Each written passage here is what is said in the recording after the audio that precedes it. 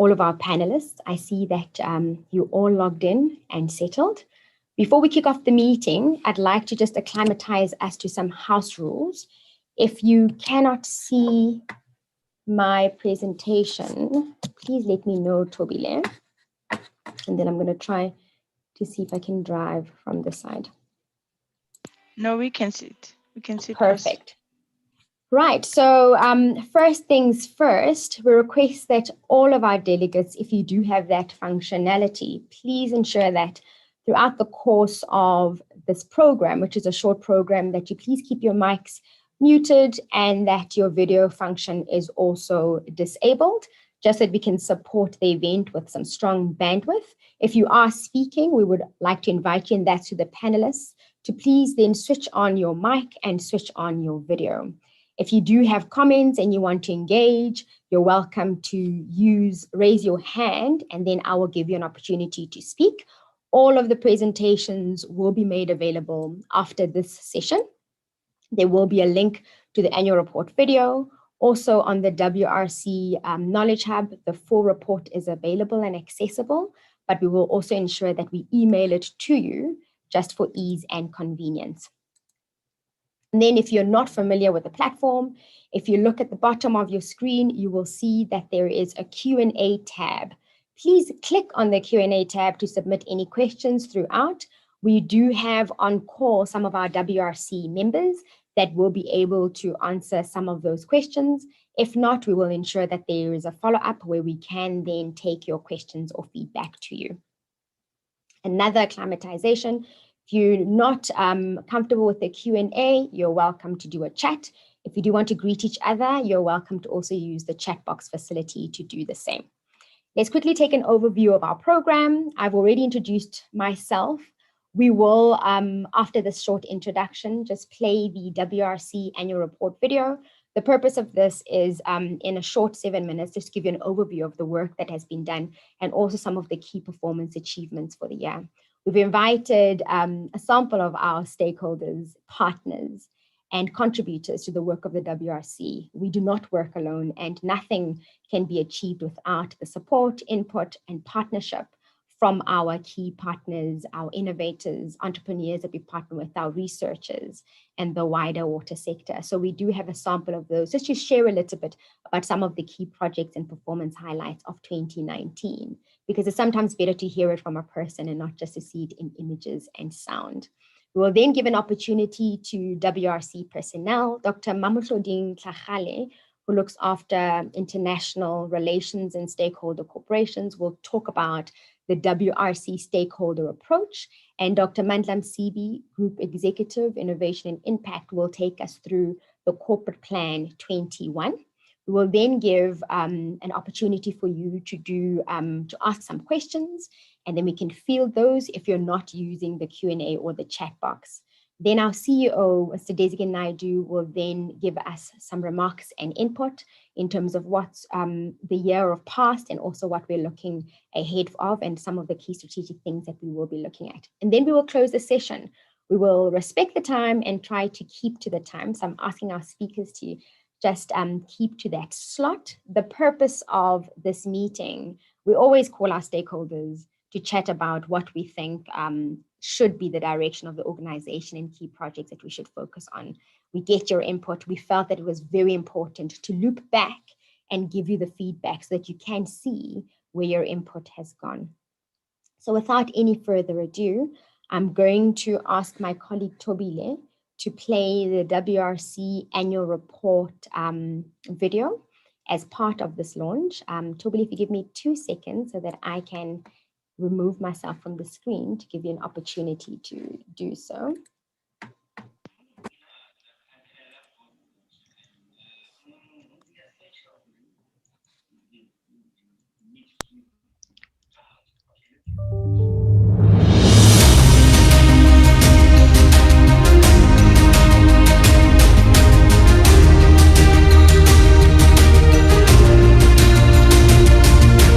For nearly 5 decades, the Water Research Commission, also known as the WRC, has served as South Africa's premier funder of water and sanitation-related research that is recognized globally.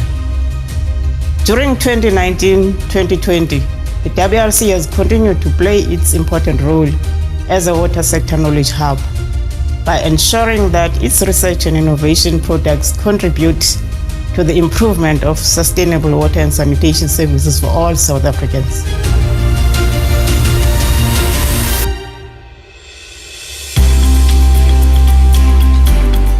The 2019-20 year has been most interesting.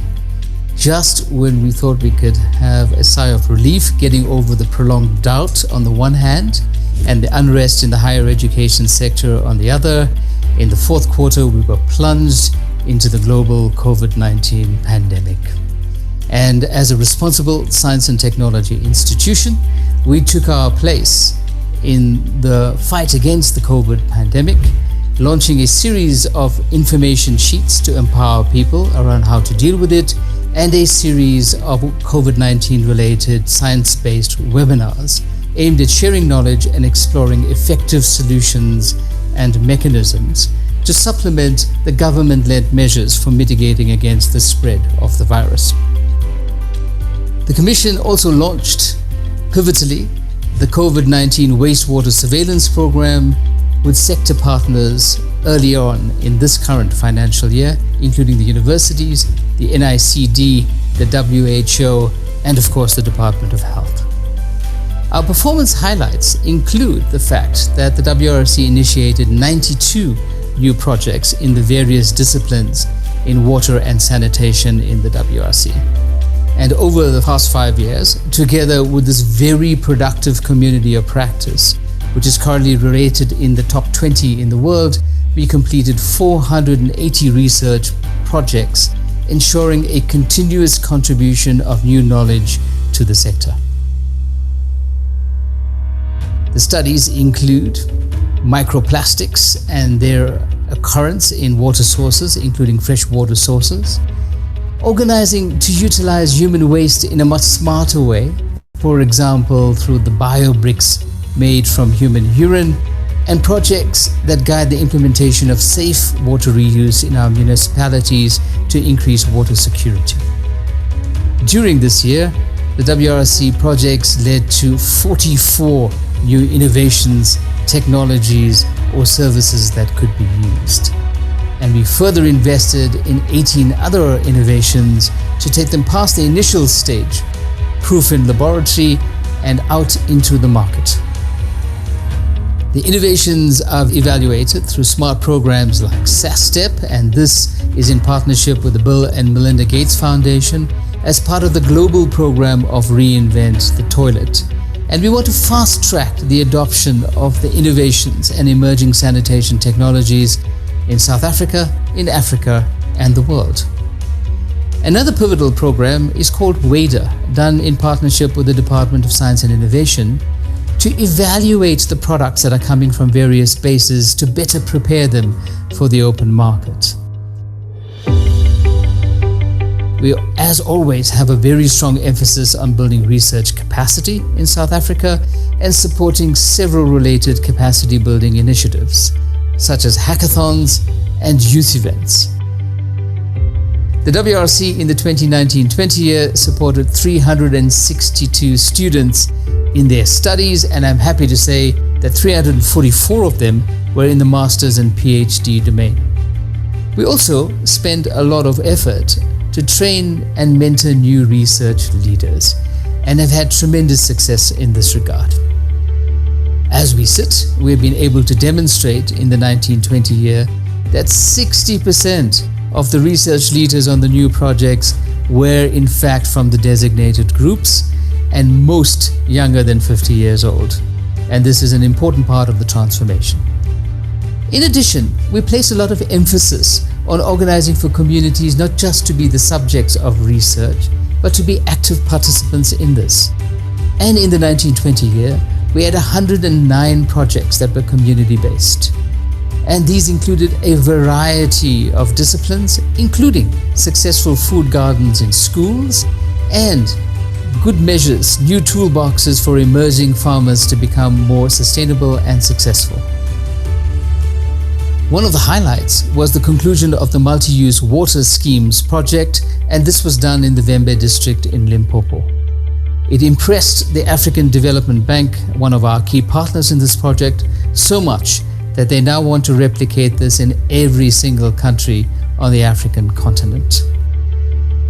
Now, a key part of what we do is to make sure that the knowledge we generate actually gets out there for people to be able to use. To assist this, we had 18 dialogues in the year, 2 summits, and 28 workshops, maintaining and enhancing our status as South Africa's hub for water-centered knowledge. The WRC hosted its 4th biennial symposium in September 2019, themed Innovation in Every Drop. The symposium was a great success, and it attracted the largest number of participants since its inception in 2011. The symposium provided a platform for learning, sharing, engagement for policymakers, researchers, innovators, and funders. The WRC has made great strides towards growing its international partnerships. A highlight in this regard was the development of the WRC African Engagement Strategy to ensure value add and positioning of WRC as a key African knowledge and innovation partner. Engagements were initiated with key African partners to explore and form knowledge and innovation partnerships to respond to the COVID-19 pandemic and beyond. And 2 pivotal African partnerships that we've had this year is with the African Academy of Sciences and with WaterNet. The WRC managed to maintain its financial sustainability, as reflected in its positive net asset position of some 121 million as at the end of 2019-20. The water research levy, which is collected from various water users, continues to be the WRC's main source of revenue, accounting for some 76% of its overall revenue during the year under review. The WRC augments this income through leverage income. During 2019-20, this amounted to some 65 million, almost 24% of gross revenue. Of the 176 million RDI investment during the year, about 70% relates to research and development, while 30% is applied to projects focusing on innovation and impact, including demonstrations of new solutions. The WRC has reported a 38 million surplus, and this results firstly from generating some 14 million more leverage income than initially anticipated. This was also due to some key deliverables being produced earlier than planned and through 6 million expenditure savings. The WRC is proud to say that it has yet again achieved an unqualified audit from the Auditor General of South Africa. The WRC remains South Africa's foremost funder of water research.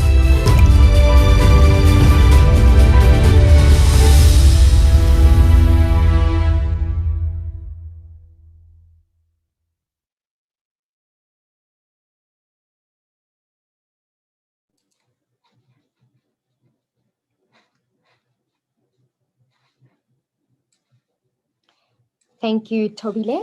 Thank you, colleagues, and thank you for affording us the time to just showcase some of the key performance highlights of the Water Research Commission. Please look out for the thank you email where you can download the full annual report, as well as visit our website in the Knowledge Hub. You're also able to download the full annual report. Let us move on to our stakeholders that are ready and waiting to share just highlights from some of the projects that have already been showcased. We'll start with Dr. Hinsa Araya from ARC, who will share a little bit about the Empowering Communities Schools Vegetable Gardens project.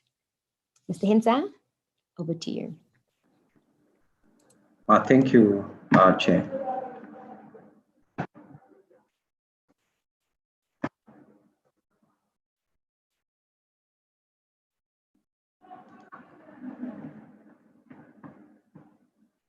All right, thank you. Is my presentation visible to everyone? Yes. Yes. All right, thank you. Thank you so much. Good morning to everyone. So this morning, I'm going to share with you one of the projects which was funded by WRC and in collaboration, funded by WRC and then implemented by Agricultural Research Council in collaboration with other stakeholders. As we all know that malnutrition, either over or undernutrition, is becoming a major problem in our society. And our community is aware that aware of healthy food and nutrition, but when it comes to our daily eating habit, is different. So this project was initiated by WRC, as I mentioned earlier, in collaboration with Agricultural Research Council and other partners, mainly to introduce or to combat food and nutrition insecurities, which is always a major problem in communities, including young children, which are the learners. So the program started through introducing or establishing school gardens, so that learners would be able to, or community members would be able to produce healthy, nutritious food, vegetables, and also get involved and participate in production of this nutritious vegetable crops, and then play also a role or integrate the crop production with the environment and identify how to sustain this school gardens for continuous food production. So this way, a few of the objectives, as I mentioned earlier, that the project started with clear objective and identified that what are the challenges which the project has to identify, like the training of the community members or the beneficiaries, and the infrastructure-wise also, and then availability of land, because as we know that majority of our schools, they don't have enough land. What are the options which can play a role to produce this healthy and nutritious vegetables? So the project was implemented in two primary schools in Mamelodi, Gauteng province. These are the schools, Bularhoro and Mahalasedi Masana primary schools, through the involvement of the community and the garden beneficiaries. So the activity started that first we have to introduce the project, so that introduce to the community, introduce to the schools, so that at least they know that who is going to benefit, how the community is going to benefit, not monetary wise, but through the establishment of the schools, the learners will benefit, which the learners are part of the community. And of course, also whatever is produced in the gardens, the beneficiaries will be able also to share the produce as well. So we started introducing the project into the communities and garden beneficiaries, and identified the infrastructures that we need to produce these nutritious vegetables, which included infrastructure, including rooftop rainwater harvesting. Is it required? We need to get Juju tank for storing the rainwater harvest or the rain, so that it will be utilized during off-season. Do we need to fence and all basic gardening tools and so on? So this is just to show you that how the gardens were before the intervention of the project in the two schools. And the activity started that through clearing the area and through of course through the involvement of the support of the community and the teachers and all the garden beneficiaries, and then prepare the area using a tractor. And as I mentioned earlier, that space is very limited, or the area available is very limited. Then we have to identify that what are the other options which these nutritious vegetables can be produced through. or produce it with. So this were the few production systems which was identified by the team.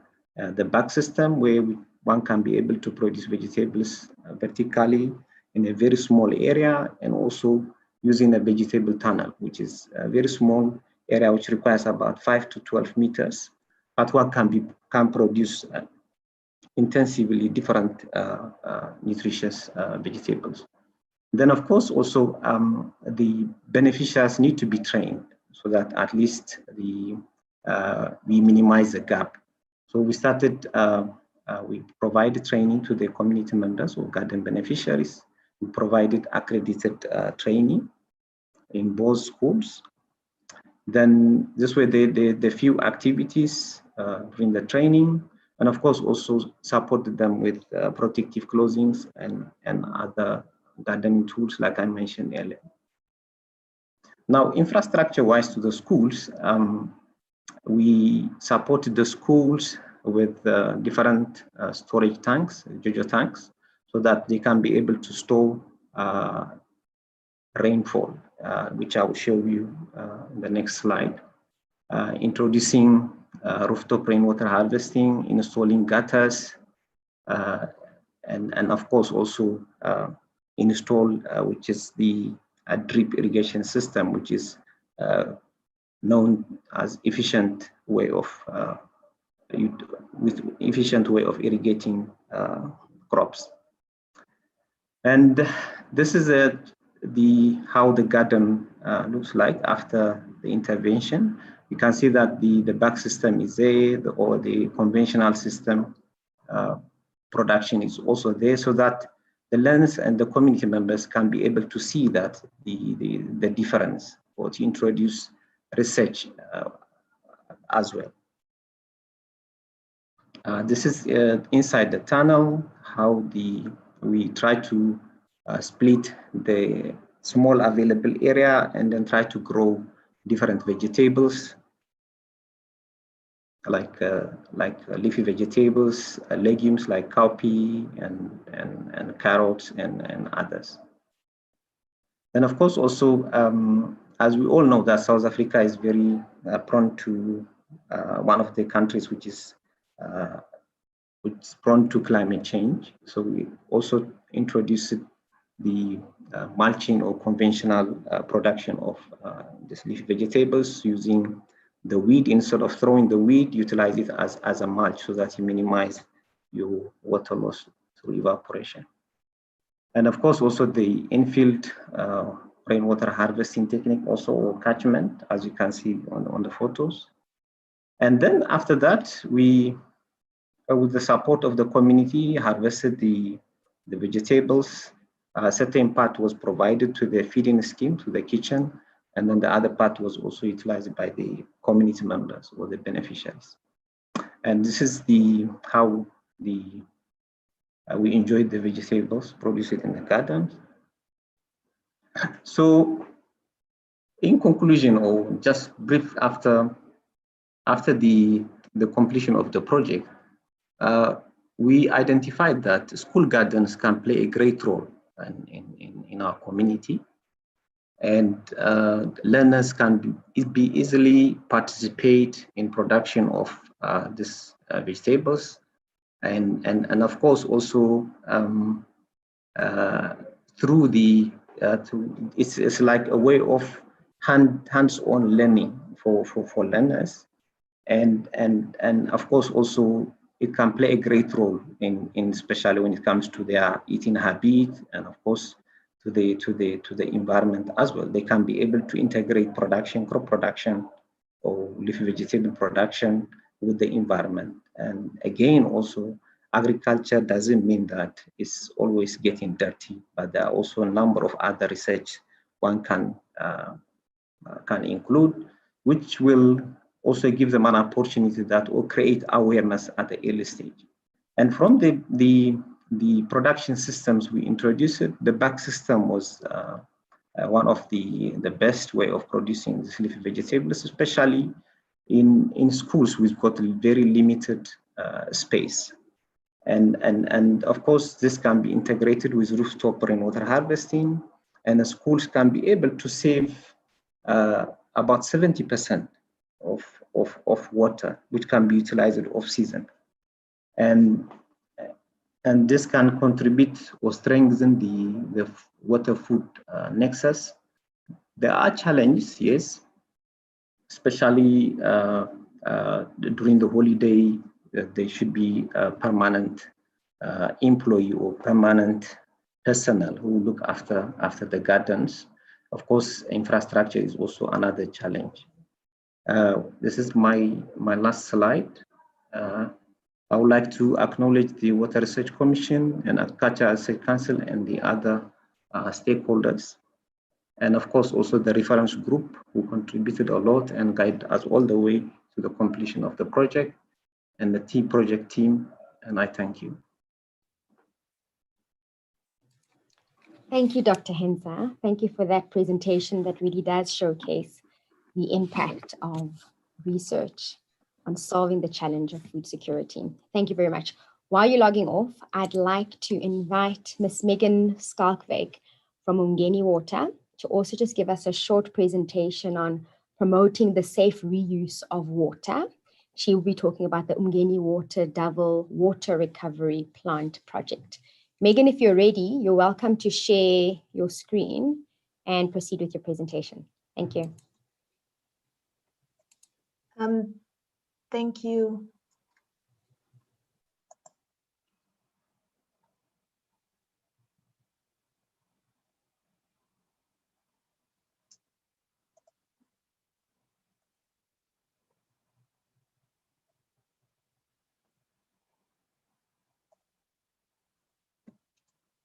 Oh, sorry, I'm just trying to get it on. No problem.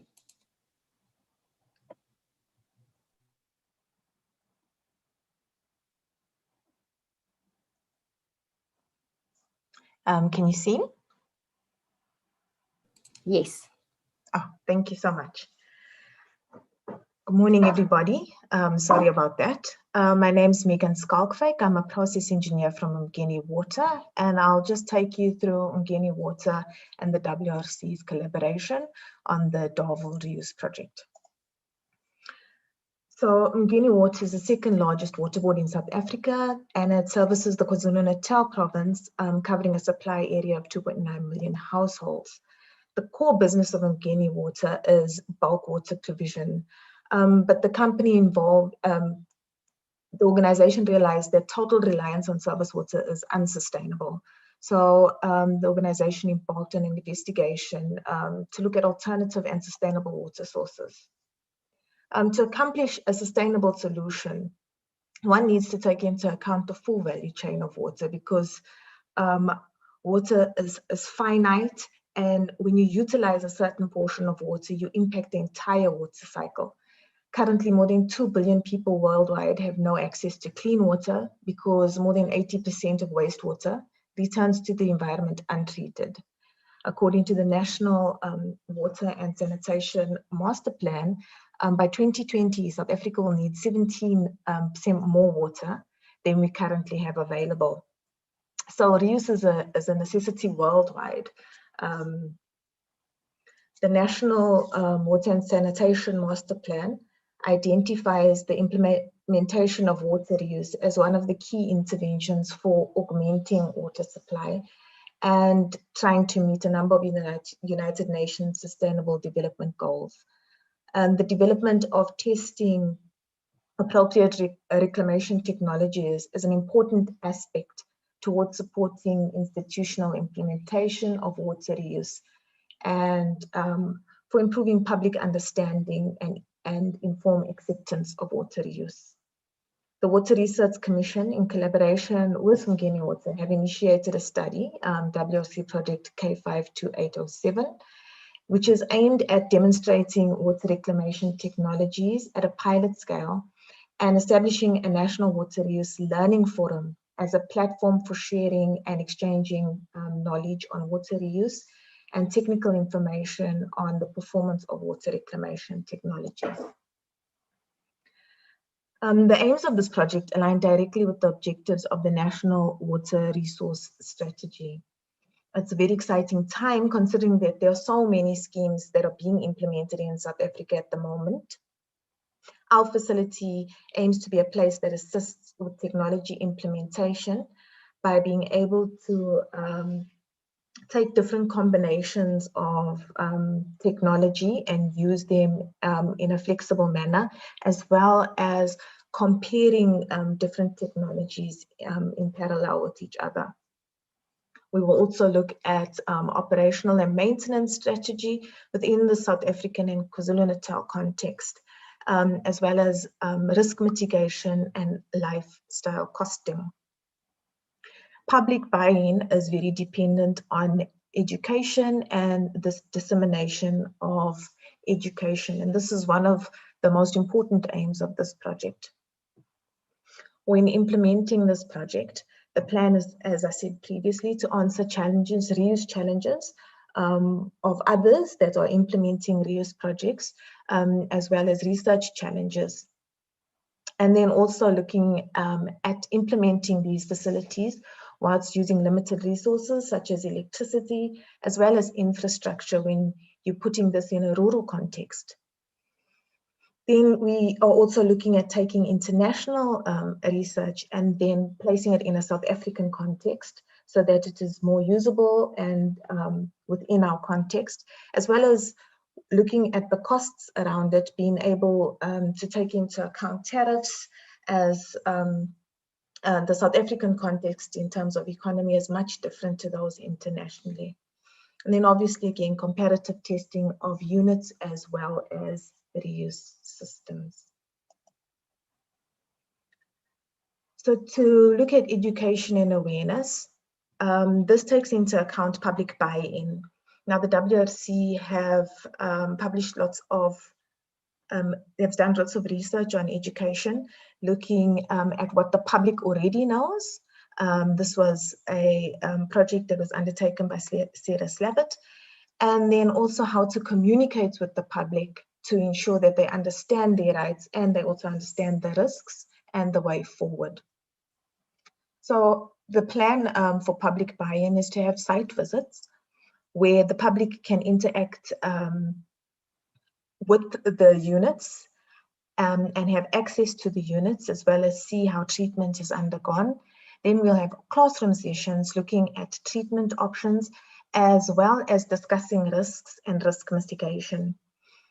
So the core audience would be school children as they impact change and mindset change within households, as research shows, as well as decision makers and legislators. So we can also impart information to them. The facility will also act as a research hub where researchers can come and perform research in a safe environment and compare it with other research that is being undertaken. Through the project, we've initiated national reuse forums. We've had 2 national reuse forums thus far. One was held in 2019 at the facility, where it was a lot of academia and water sector experts that attended. The second national forum was held virtually due to the COVID pandemic in 2020. The aim of the national forums is to gather different stakeholders. So we're looking at gathering users, as well as water sector stakeholders, as well as multiple disciplines.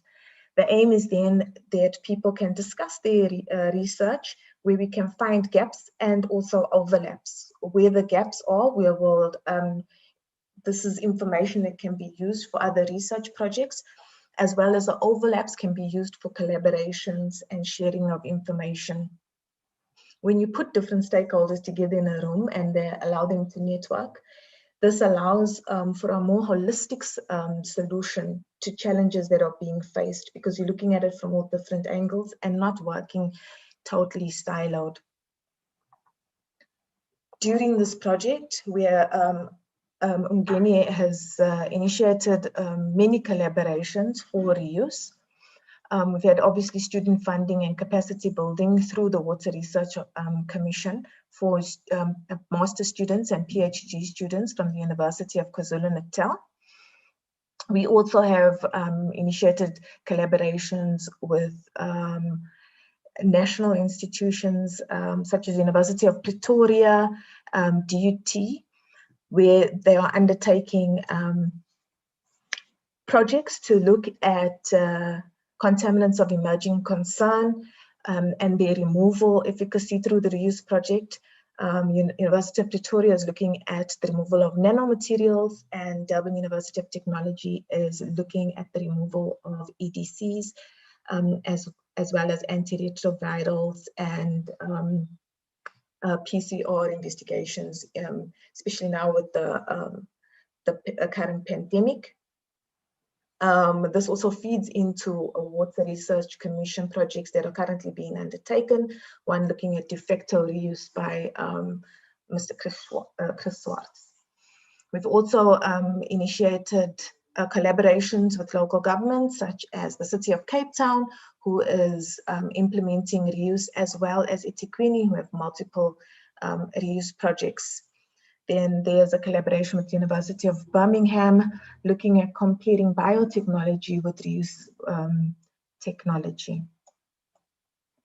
In conclusion, this facility is going to help to create mindset change, where we look at the entire water value chain and not just certain aspects of water. Then also looking at a wastewater reuse facility as a resource factory, where we can use products for the benefit of all in a circular economy mindset. And then the other aim is also to inform decision makers and disseminate information. We are working on collaborations to ensure innovation within the project. As Wilbur said, it is possible to fly without motors, but not without knowledge and skill. And that's the aim of this project, to create knowledge and develop skills. I'd like to thank the Research Commission and our steering committee, as well as our project team. Thank you very much. Fantastic. Thank you, Megan, for that very compelling presentation that really does, again, showcase the depth and breadth of the reach of the Water Research Commission through its partners, and just what the multiplier effect can have on ensuring that we do big things, and through our partners, we're able to really achieve impact garnered by research. The next speaker is Mr. Vuketa Mukari from UCT. Mr. Vuketa, if you are ready, I do also understand that you have your own time restrictions. So please, can you, if you have a presentation, feel free to project it and proceed to share the developing new products and services for economic development work that you've done through growing biobricks from human urine.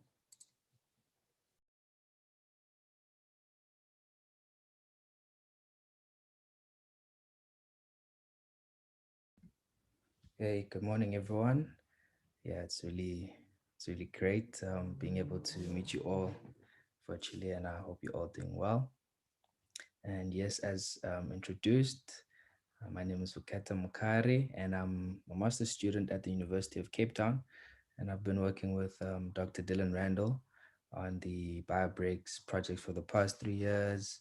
And yeah, we've made some really good progress, and today I'll be sharing our journey and also the possibilities of our projects. Okay. Yeah, so this was in 2018 when we first began our BioBrick journey. And on the left, you have Dr. Dylan Randall, who couldn't be here today and would have loved to be here, but unfortunately couldn't make it. And in the middle, you have myself, and on the right, you have my lab partner, Susan Lambert.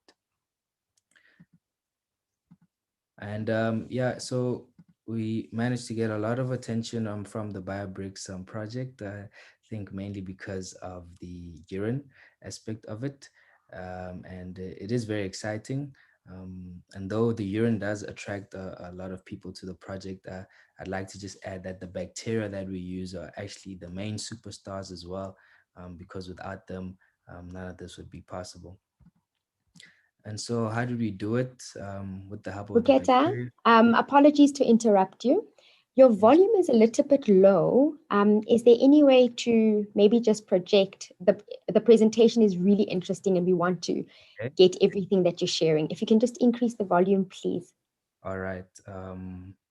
Let me, okay. Okay, I'll just be closer. Is it better now?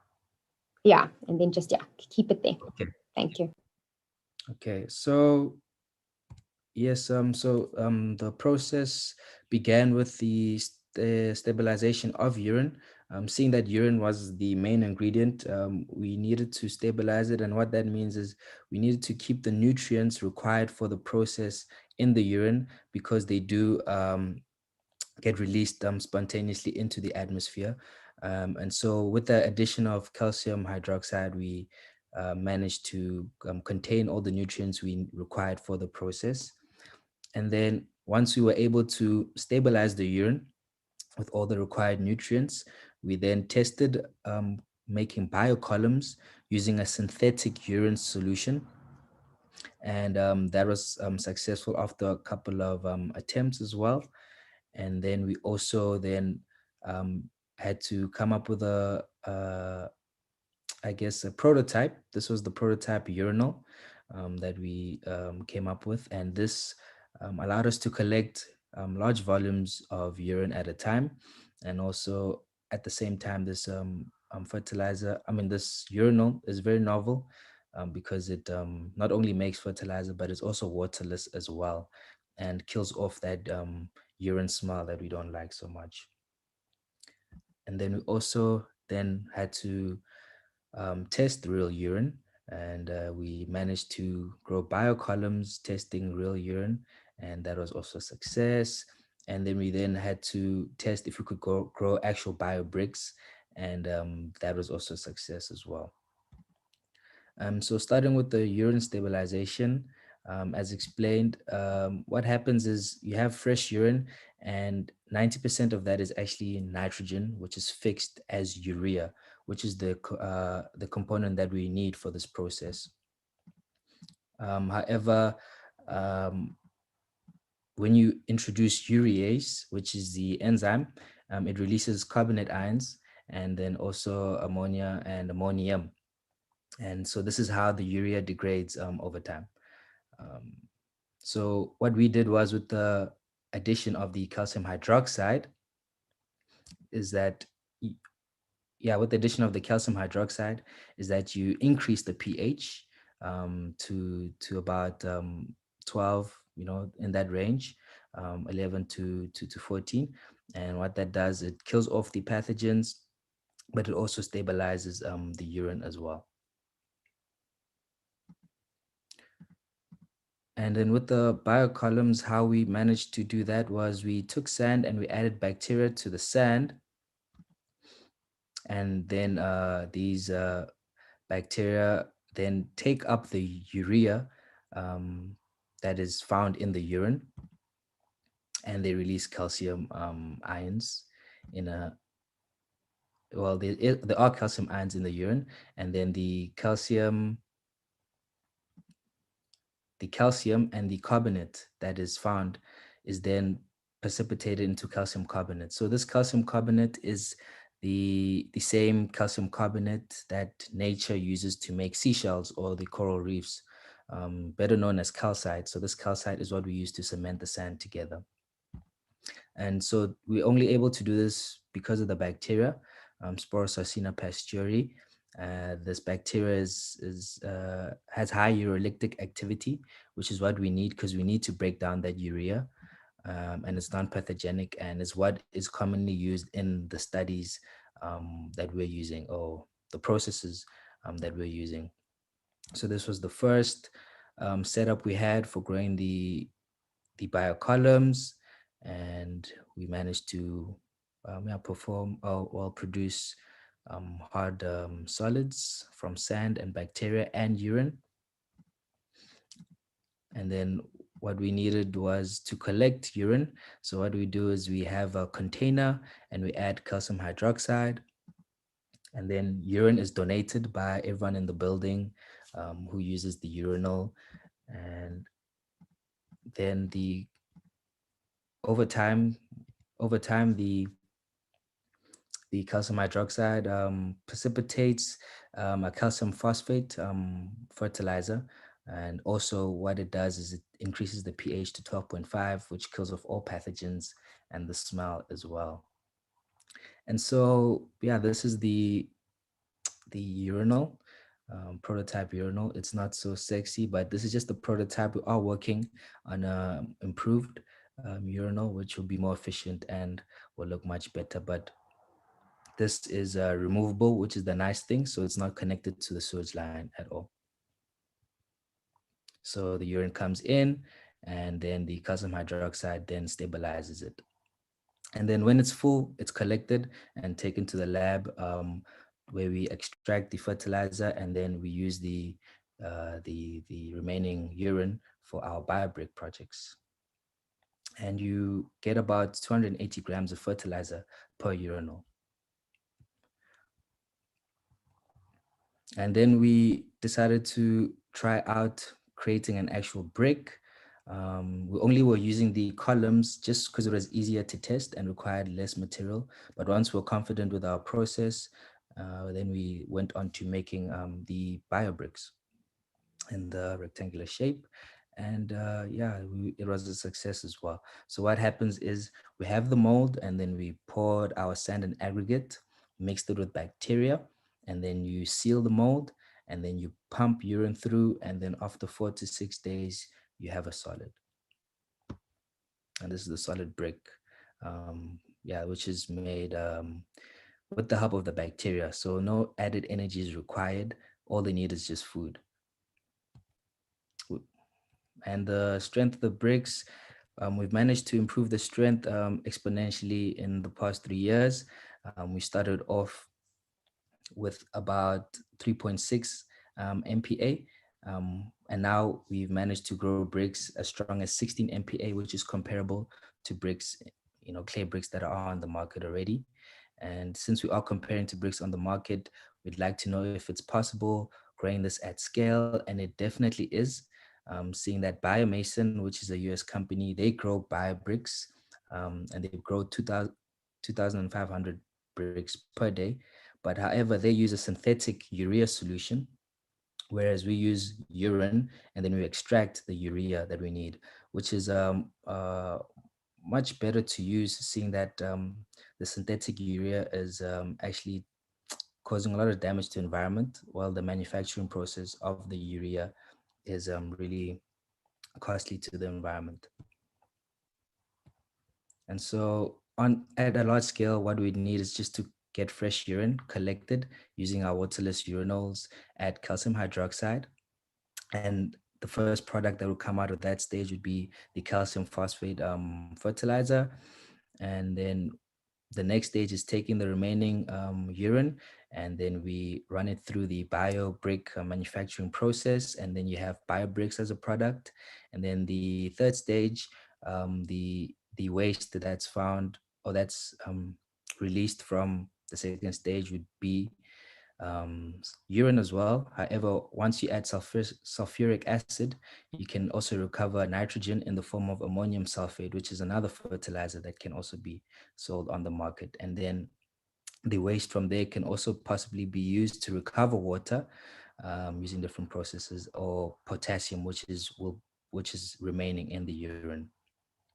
So the next steps just require a paradigm shift, really, just to see waste as a resource. So if we could have these waterless urinals in different buildings, commercial buildings, or even at a residential level, and have trucks collecting them the same way trucks collect our rubbish, then these can be taken to decentralized treatment plants where fertilizer is recovered, or even construction material such as bricks are recovered as well.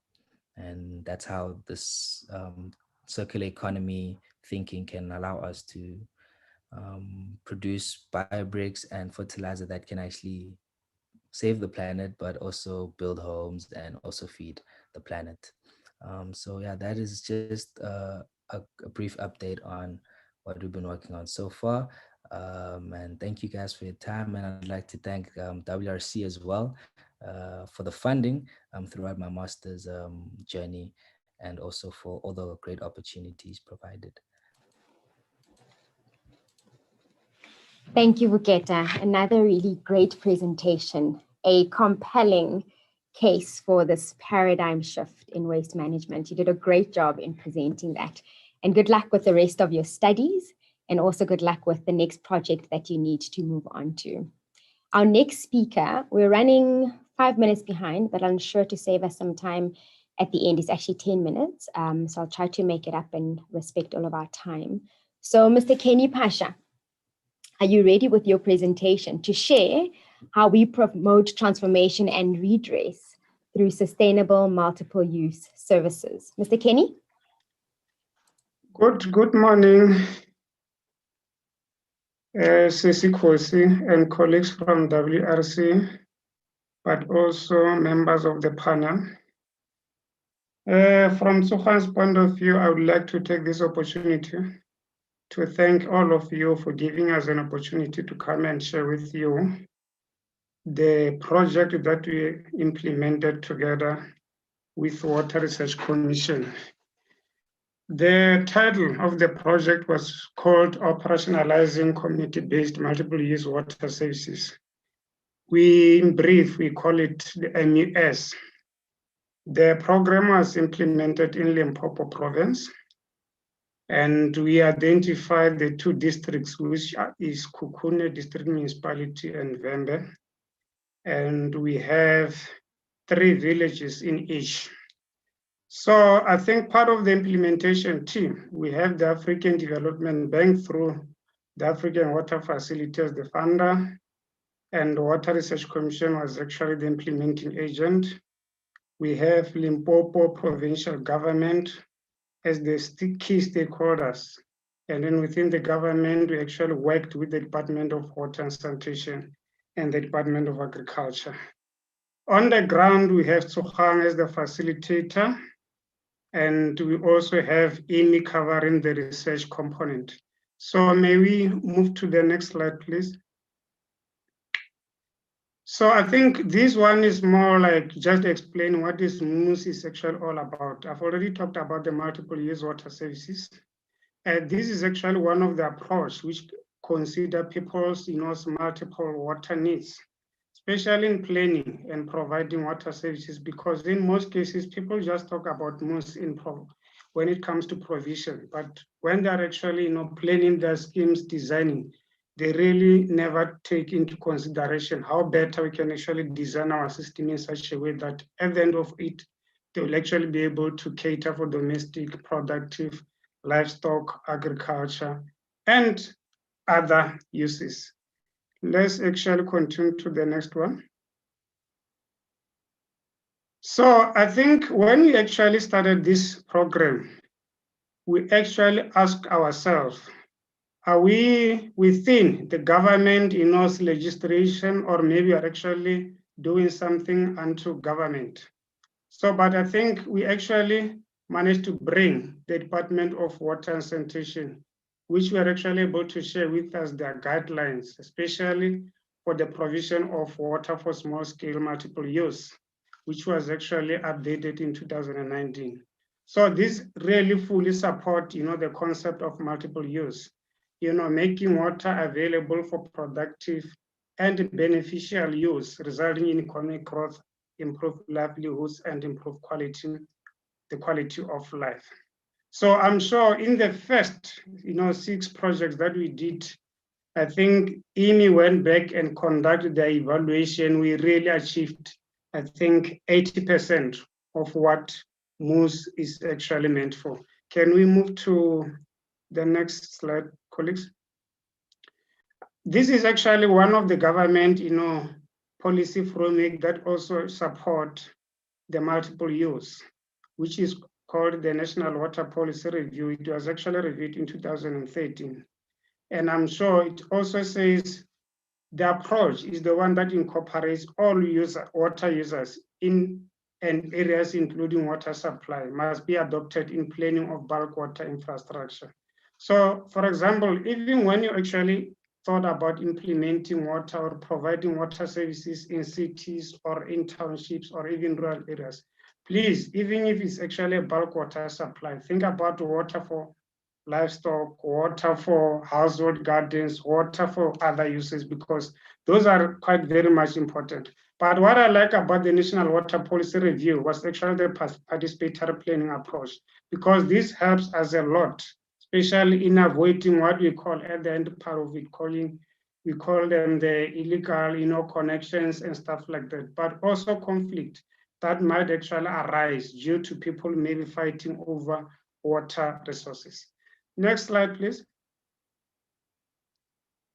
So I think these are actually the guidelines. For example, if one asks ourselves, how do we actually do a proper community, driven multiple use? These was actually the 6 steps that one should actually take into consideration. So the most important thing about these 6 steps is like you walk the talk with community, right? Starting from the introduction part of your project, you actually work with them until step number 6, which is more like what we call the aftercare or support for sustainability.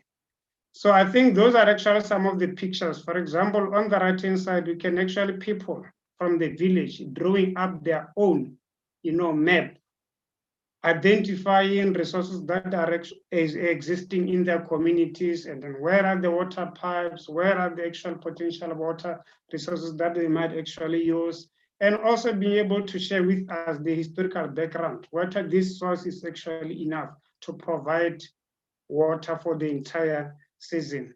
The other pictures, I think on the left-hand side, I will talk much about it because this is actually more like the construction, whereby in case of bringing external contractors, we trained local community members so that they can actually be able to build some of these systems on their own. And whatever money was actually available in this program, it actually went into the very same community to help people, uplift their livelihoods. Then next slide, please.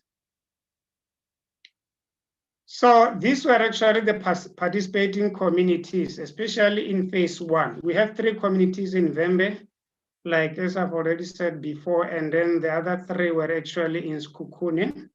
So, but luckily enough, I think through the savings from these 6 communities, we are now scaling up this MES concept, the other 4 villages, which 2 are Mupani. Mupani is actually a new district, and then the other 2 happens to be in Vembe District Municipality. So can we move to the next, please? These are actually some water resources that we actually talked about, or we actually found as we are actually interacting with communities. The first one was the more like what we call the self-supply water systems. Communities after experiencing severe water problems, they actually grouped themselves, contributed money, buy pipes, water storage tanks, and went up right on top of the mountain to connect water from existing streams, springs, streams, and rivers, just to make sure that they actually improve water services in the area.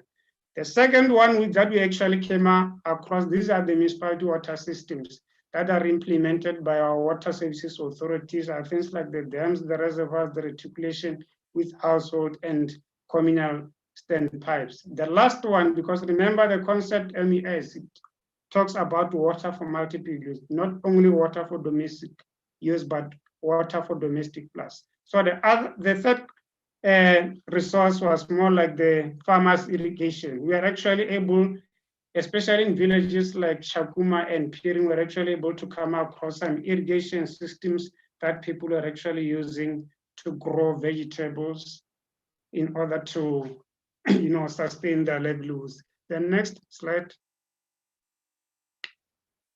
This one talks about the most intervention. What did the program did in these communities? We actually protected water sources and improved the intake. The ultimate aim of protecting the water resources was to make sure that, we take into consideration issues of water quality, possible contamination that might actually be caused on the source, just to protect our source in such a way that it is actually protected, but also to improve the intake so that our people are actually able to abstract enough water. The second one was more like the increasing the storage capacity for our system. We actually installed JoJo tanks that were used to store water, but again, when it comes to water quality, when they actually want to treat their water, these are actually the system that they might use to pour in things like, to put in things like chlorine. And then we also fenced the water resources and the storage. Again, just guarding these systems against any potential possible pollution to the systems or anything that can actually damage the infrastructure. We repaired damaged pipes because honestly speaking, with this moose, we didn't start project right from the beginning. We worked on what community have already started. So we repaired damaged pipes that were actually leaking, causing them to lose a lot of money. And we also installed the rainwater harvesting system, especially for productive use for the backyard gardens and for for backyard gardens, but also for livestock like your chickens and stuff like that in people's houses. The last thing that we did was actually capacity building, because the ultimate aim of MOOS was like we work in this community, and when the implementation team pulled out, the very same community should actually be able to manage these systems in such a way that they're actually sustainable.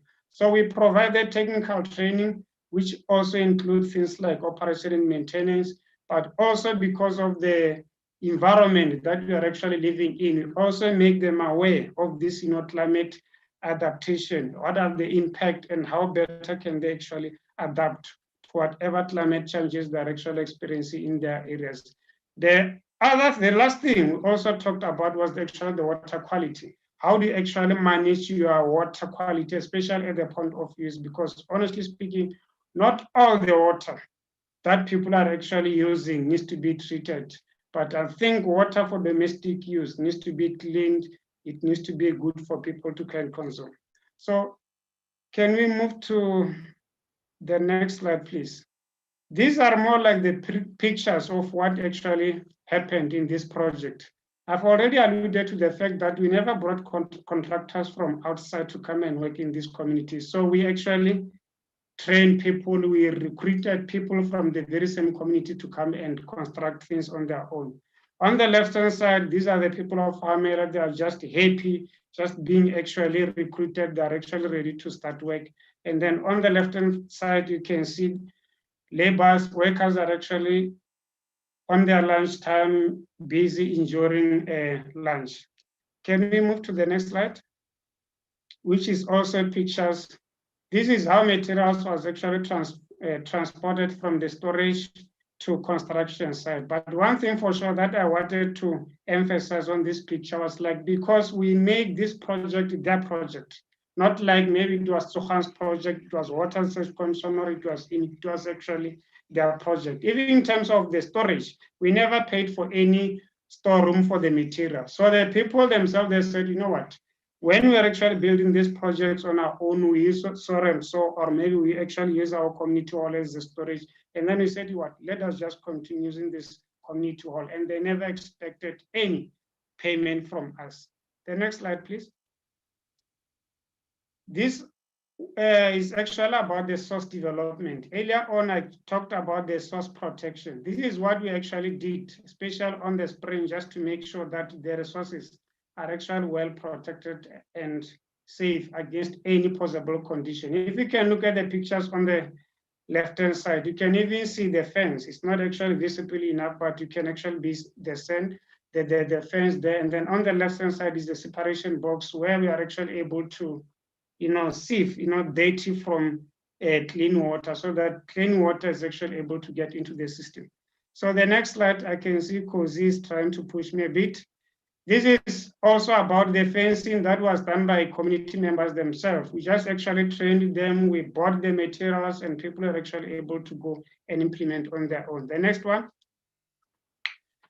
I think the storage, for example, we actually provided water or water storage tanks for the community, but also water storage for homestead gardens. That's why you can see the picture on the left, on the right-hand side. These are actually women that are ready to water their backyard gardens. The next one. Pipe laying. Pipe laying was also done by the local community, members. You can actually see women. Let me just emphasize this because in most cases, when it comes to construction of facilities in communities, we normally see men dominating. But in this case, we actually trained women and they were so impressed. They were highly motivated. They said, what? Earlier on, we never even knew the difference between the types of pipe, but with Moose, thanks a lot because you can actually be able to identify the different types of pipes, the qualities, how does the pipes connection works and stuff like that. Can we move to the next slide? So these are the new communal standpipes installed in villages. I would just like to emphasize on the one on the right-hand side. This is actually Hamuela, and this is where people used to share water with animals because they were actually depending from their wells. The story on this one is like we have a woman traveling from Northwest to Limpopo to Hamuela, which is somewhere around Jennifer's, just because they never believed that in their life, one day they'll actually be able to get water from the tap, because previously they've been sharing water with animals using existing water resources like wells in the area. The next slide. Like as I've said, the concept moves, it actually looks at moves for multiple use. You can see here, we also provided water for animals, which are actually our domestic, animals. The next one. The learning platforms. We said, maybe let's actually use this MUS, especially the first 3 villages, as actually the first 6 villages, as a learning platform where we can bring, government stakeholders, but also, stakeholders available in communities just to learn about how best we can actually make use of communities to implement this, because to us, this model is actually cheaper as compared to other models that government is using to implement their project. So we have the National Learning Alliance at national level, we have it at provincial level, but also at district level, whereby we bring the Mr. Kenny, I'm going to ask you to please wrap up now. Okay, I'm wrapping up. I'm sure the next one should be the last one.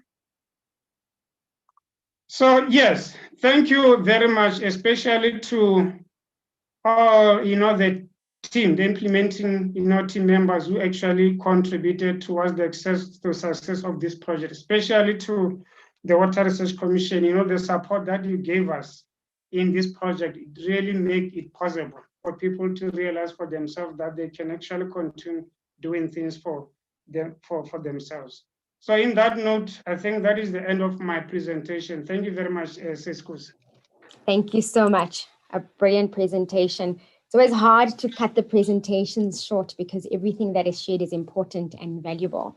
And we'll continue engaging. More information on the MUS project is also available on the WRC Knowledge Hub. I'd like to thank all of our key partners. We would not be able to showcase such great and relevant impact if it was not for you. Can I ask my WRC team to also get their presentations ready? We're going to jump straight to Dr. Mamohloding Tlhagale, who will share our stakeholder approach.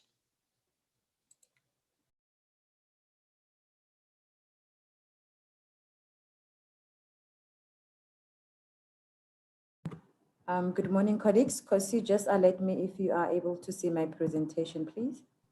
Perfect. I can see it. Thank you. You can say it. Thank you very much.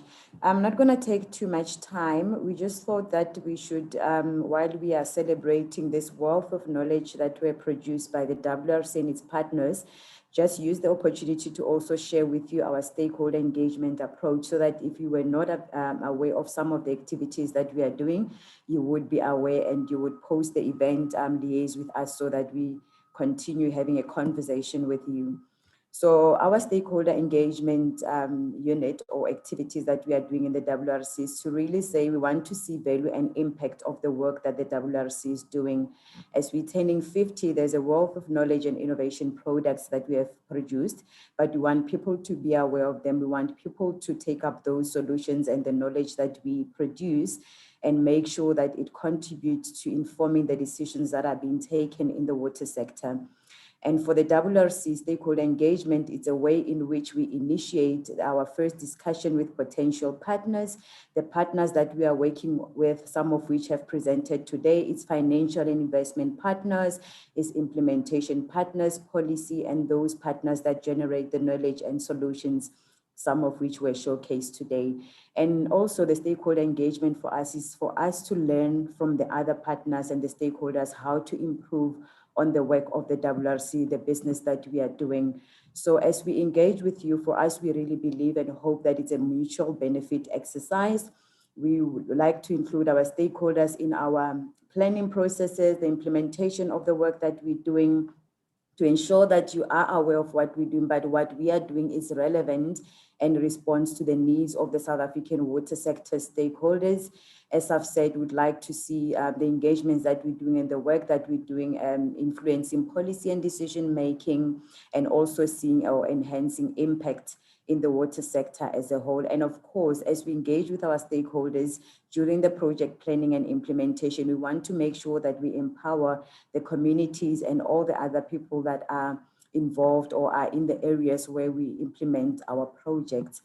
And we use this stakeholder management process in the WRC as we plan and implement our stakeholder engagements. We start with identifying our stakeholders, and it's important that we identify the current stakeholders, the past, but also importantly, the future stakeholders that we need to have and partners of the WRC as we look at what we are planning to do in the long term as a strategic intent of the Water Research Commission. We map our stakeholders, we identify what is your needs, and make sure that whatever activities we are going to be doing or engagements that we're going to be doing with the water sector stakeholders will respond to the needs that we have identified are your priority needs. We then prioritize our stakeholders, and you will see then that we'll then be doing a lot of stakeholder engagement activities, some of which I will just cover in this last slide.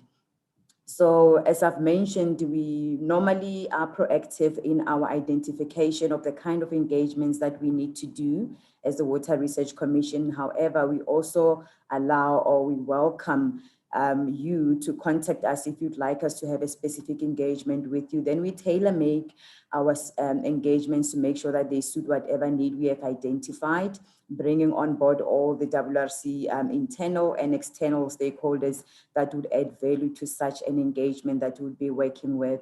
We will then engage and of course review if the engagement is working and provide feedback where relevant. And some of the tactics that we use there to do our stakeholder engagement is collaborative kind of engagements, which we use for our high influential or high interest stakeholders of the WRC. We sometimes participate, call upon your participation and inform what is happening in the sector. Sometimes we do consult, and then we monitor and inform. The types of engagements that we are doing, today we are here for the annual report, but I just thought I should just show you some of a snapshot of the activities that we do, so that we have not been involved in some of those activities. You can engage with us and we make you part of those engaging activities. So as I've said, you can proactively talk to us and we can arrange bilateral meetings or engagement with our stakeholders. We normally do the corporate plan consultations with all our stakeholders as we finish working on it internally, so that we get your input and we are sure that whatever we are doing as a business for that specific financial year and the next 5 years talks to your needs. There's lots of events that we are doing, which most of you are involved in. You can see the list there. If you have never been invited or involved in any of those activities, please do contact us so that we make sure you do not miss out. We have a reference group, which is mostly expert groups that takes care of our projects. And we also do a lot of research and policy agenda setting engagements, either done by the WRC itself or we contribute to those that are organized by our partners. And of course, communication through media, newsletters, emails, and so forth. And we are now also establishing or testing a few of the strategic engagement things, such as the tech and innovation platform that we're doing jointly with Salga, the winter school, we are piloting the first one on water, energy, food nexus with our partners in July, and so forth and so forth. So there's lots of activities that we are doing brought to the broader audience or to a specific targeted audience, depending on the needs. But we are doing all this as the Water Research Commission to make sure that we establish and we build value-adding partnership that will then help us to implement joint programs, joint projects, and activities that will help us to provide this knowledge, well-needed knowledge and solutions for the water sector, such that the South African and the African water sector become resilient, regardless of what is thrown at us.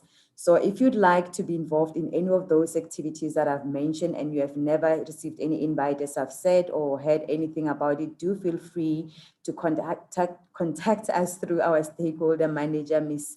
Hlengiwe Qele, at that email address, or you can contact myself, Mamu Tloding, so that we engage with yourself, your institution bilaterally if you'd wish so, or we'll start including you in the broad engagements that we are having of the WRC. And we look forward to hearing from you, because we do need partnership. We do need to have this important stakeholder engagement to ensure that the work that we do as the WRC is making an impact and the people are aware of it and using the knowledge and the solutions that we are producing together with partners. I will stop there and hand over back to Kosi. Thank you very much. Thank you, Dr. Tlhagale. I hope that our stakeholders and partners have had a view of the work we do, how we plan it, and also have felt the impact as showcased through testimonials as well as the video. So now we move swiftly to Dr. Mandla Msibi, who will give us a snippet of CP21. Dr. Mandla?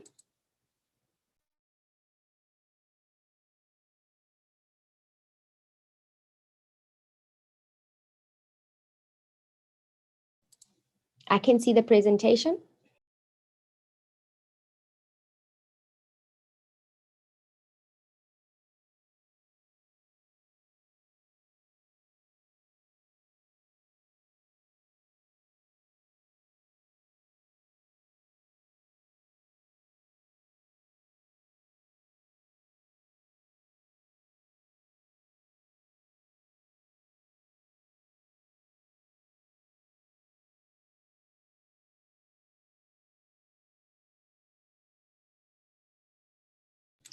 Dr. Mandla, I don't know if you've started presenting. You might be on mute. We cannot hear you.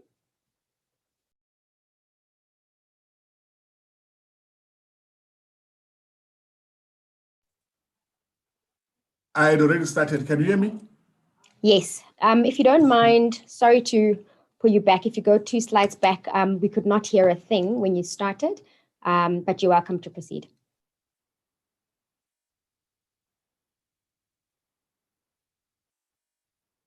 Okay. Colleagues, I greet you once more. I'm going to talk about the WRC Corporate Plan 2021-22 to 2025-26. I'm going to touch on 2 issues because this is a very brief presentation, as you will all have the plan to interact with later on. It is the internal consultations, external consultations in terms of how the plan was developed. And then also I will talk about the plan, just to highlight 1 or 2 things very briefly to you.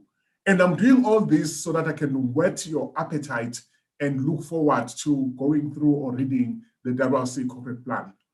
And as I've said, the first part looks at how this plan was developed. This becomes very important to see how we engaged both internal and external stakeholders to actually develop the WRC corporate plan. So in coming up with the first draft, obviously that was mainly through internal engagements, and where we looked at the current things that I've listed there on the slide, the current positioning within the sector. We reflected on potential areas of development. We looked at the external environment, the recent and current developments, and we reflected on future developments. We looked at our mandate, we looked at the changing external environment, and we consulted, even at that stage of draft 1, with the water sector through our regular reference group meetings and other workshops and so on and so forth. And then we also looked at the role that we need to play as the Water Research Commission in terms of water conservation, both in the country and also globally. We had two formal sessions within the Water Research Commission, one at executive level, which was looking at the future of the Water Research Commission and the water sector. In other words, the approach was, let's look at what we want the water sector to be. And whatever it is that we want the water sector to be, we need to acknowledge that we need to make the changes that will lead us to that future now. And look at ways of translating that vision into measurable and achievable tactical priorities, and also focusing on the big hits. We need big wins now because things are changing out there and water is at the core of everything. And then we had a broader engagement with the rest of the staff of the Water Research Commission so that they could engage with this draft strategy. They could also refine the tactical plans, as all the staff are involved in the tactical plans. And also the issue of prioritization. You know, there are things we need to do now, there are things we need to do in 2 to 3 years' time and 4 or 5 years' time. So that was done internally. And then there was the external engagements, which were divided into two. We had a closed session with the Department of Water and Sanitation and also the Department of Human Settlement. And in that closed session, the officials from the staff were actually playing a leading role in the program, facilitating the discussions. And that resulted with very good inputs and direction, and in terms of also insight into how our shareholders are looking at these external changes and what role we as a WRC can play in making a change, a positive change, and influencing the future of our water management within the external developments that we're seeing. And then we had an open session where everyone else from the water sector, the whole water sector, was involved. In fact, it was a very big session with a lot of people participating and making contributions. And there was a lot of reflection on the fact that we are facing a very complex environment. There are a number of factors that we need to bring in, and so that we can continue to develop proper solutions that will take us forward as a water and sanitation sector. We acknowledge all the existing issues from social, political, economic, and so on and so forth, and they were all brought into the picture. So those sessions happened last year around September. So now, having done all that, we're able to produce this plan. The picture there on the, I hope it's on the right-hand side of your screen, that's with a black frame. That's how it looks like. That is the document. That is our corporate plan 2021-22 to 2025-26. What can I say? Just a few words on the corporate plan. And it's just a few words to whet your appetite, nothing much. I've put in these few sentences. The past can no longer be used to predict seasonal weather events and precipitation, and therefore the sustainability of this unique resource is the core of our primary purpose as the Water Research Commission on behalf of the water sector. So we recognize that things are getting very complex as time goes on. It's not getting any easier, but nonetheless, we need to find a way continuously of finding solutions to manage water now and in the future. And then additionally, one thing that also comes in our corporate plan can be captured in this statement. The pandemic, that is COVID-19, has further created an awareness of the challenges of access to clean water, as this is a vital part of the hygiene process to prevent the spread of the virus. We have taken that into consideration in developing our priorities, what we need to be doing. So the pandemic has highlighted a further, could I say, focus area. In fact, in a way, also making matters a bit more complicated, but nonetheless, that's a challenge we have to accept as a sector. So the corporate plan 2021 builds on the current strategy and continues to address the challenges and opportunities relating to water and sanitation in South Africa through its research and development portfolio. You can see that what corporate plan, CP21 has done is to rise up to these challenges. I've just highlighted only two. So this plan rises up to this challenge. So it's worth engaging with the plan to say, how as a sector are we rising up to this challenge? The next slide, which is my last one, really increasingly, we have to put more emphasis on building partnerships for mutual benefits. New models for partnerships in technology, commercialization are beginning to prove their worth. In 2021, the WRC, I think my blog cut something. The WRC will strengthen these initiatives. In other words, you will see a number of projects that are designed specifically to ensure that our technologies, our innovations are taken to the market. And that design of these new programs will bring in more partnerships, more players into this particular field. And not only that, we're also expanding it purposely to include even other expertise, like in the legal framework, in the computers and data and so on and so forth, to make sure that we can really take advantage of all the research outputs that we've produced over the past years. The last one, CP21, will continue to prioritize the engagement of more partnerships, and both local and global, using the proven models for fast-tracking innovations to applications. I've already touched on that one, and this will culminate in new projects being implemented during the coming year that will take the WRC to the next level of delivering on its mandate. What new projects? You will find them in this wonderful brand new corporate plan, CP21. With that, colleagues, thank you. Thank you, Dr. Msibi, for that teaser and presentation of what to expect in CP21. The last and final word for today's session will come from our CEO, Mr. Desigan Naidu. Desigan, over to you. Thank you, Kosi, and still good morning, colleagues. We are still not too far away from the time that we planned.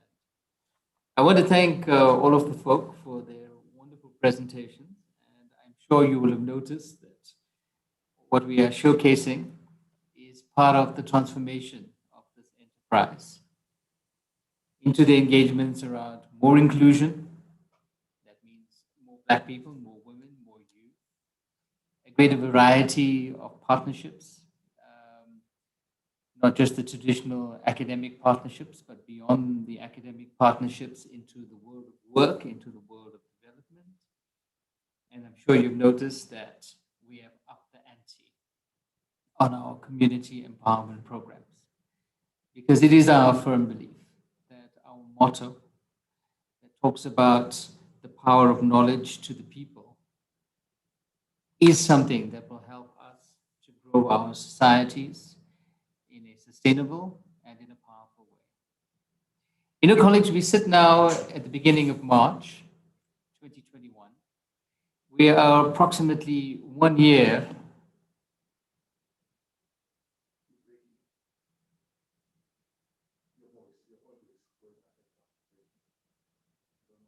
I don't know what the reason is.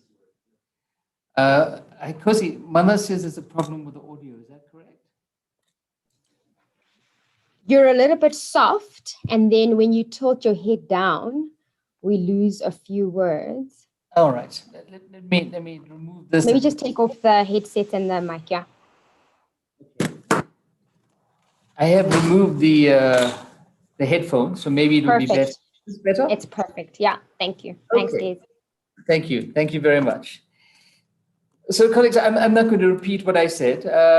Just to summarize that there is a new face to the expanded WRC enterprise, an inclusion of greater number of researchers and innovators, and a greater expansion of the partnership project, in line with what Mamo Shadeng had earlier pointed out in her presentation.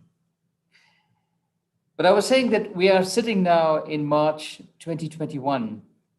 We are now 1 year into this dreadful pandemic that has really challenged us as an institution, it's challenged us as a country, and it has challenged the world in very graphic ways.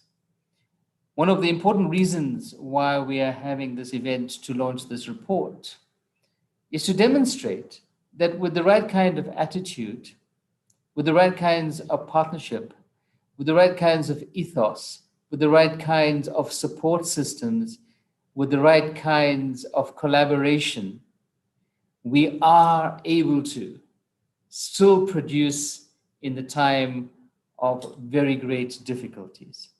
What you have seen with the 1920 annual report is that although 1/4 of that year, the last quarter, was swallowed up by the pandemic, we still managed to achieve on all of our targets.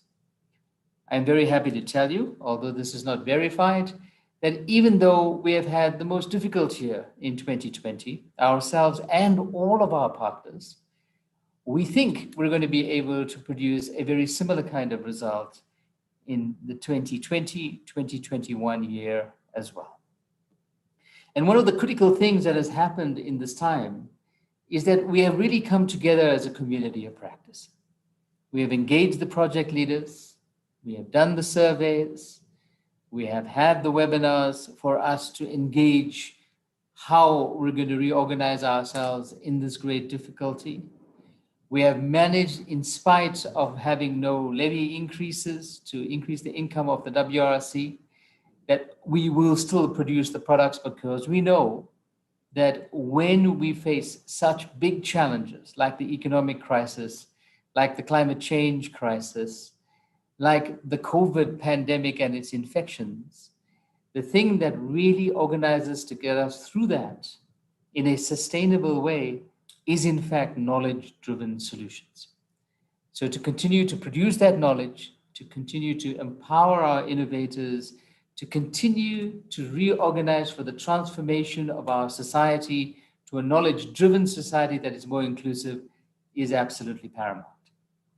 So in this, the 50th year of the WRC, because WRC is indeed 50 this year, and this wonderfully productive community of practice, which is rated in the top 20 in the world with regards to its publications output, we feel confident about going into the future. We feel confident that we will be able to, on the back of the knowledge and the innovation and the partnerships, be in a position to catapult South Africa into a much more stable water management domain. But more than that, we are rapidly in this period of time taking our place in the international partnerships that matter, to lead globally, to lead in the developing world in some cases, to lead in the developed world in some cases. And a good example of the latter is the wastewater surveillance work for the COVID-19 virus. So colleagues, we stand today with a very firm foundation under us, a great possibility looking into the future, a future in which we will achieve on all of the ends that we are looking for, including the SDGs, because we can get quite close to that by 2030 with a much higher investment in knowledge solutions, with a much higher investment in new innovations and new technologies, and empowering communities along the way. It was very crucial for us to showcase the MUS project because it is the kind of modality that's going to make a fundamental difference to many rural communities in South Africa, in Southern Africa, in Africa as a whole, as well as the developing world. And this is a contribution that we would really like to make. So with my last word, since we are talking about the launch of an annual report, I'd like to reach out and thank all of the people that were involved in it, in the work of the WRC in that financial year, the leadership, the minister, the board, the hierarchy of the Department of Water and Sanitation, all of our partners in the water sector, as well as inside the WRC, and our several partners that empower us as we empower them towards a brighter, more water prosperous future. I thank you all. Thanks, Kosi, back to you. Thank you, Desigan. And thank you to all of our speakers.